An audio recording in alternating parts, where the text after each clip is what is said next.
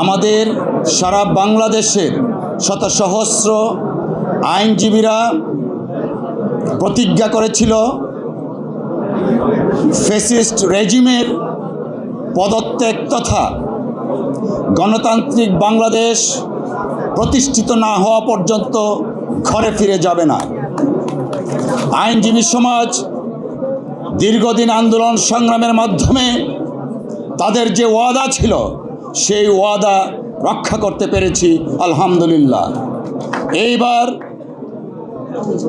বাংলাদেশ তথা আমাদের এই জাতীয় নেতৃবৃন্দের মধ্যে গণপ্রজাতন্ত্রী বাংলাদেশ সরকারের মাননীয় প্রধানমন্ত্রী নায়াসিনামাইড ও স্যালিসাইলিক সমৃদ্ধ লিলি ফেস ওয়াশ যা ফেসের ডেড স্কিন সেল দূর করে দেয় দ্বিগুণ ফাস্টার ব্রাইটেনিং।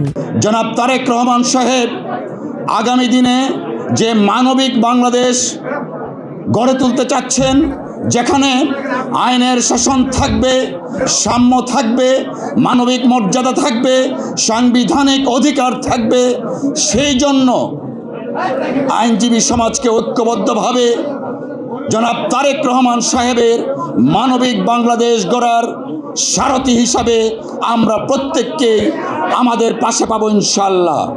প্রিয় আইনজীবী ভাই বোনেরা, এই পর্যায়ে আমাদের যে গণতন্ত্র হারিয়ে গিয়েছিল সেই গণতন্ত্র পুনরুদ্ধার হয়েছে।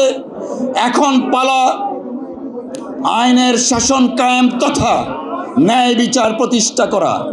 সেই ক্ষেত্রে বাংলাদেশের সমস্ত আইনজীবী সমাজের প্রতি আহ্বান জানাবো, আসুন আমরা ঐক্যবদ্ধভাবে নতুন বাংলাদেশ বিনির্মাণে জনাব তারেক রহমান সাহেবের নেতৃত্বে একটি মানবিক বাংলাদেশ গড়ে তুলি, যে বাংলাদেশে আইনের শাসন থাকবে, মানবাধিকার থাকবে, সাংবিধানিক অধিকার সুপ্রতিষ্ঠিত হবে।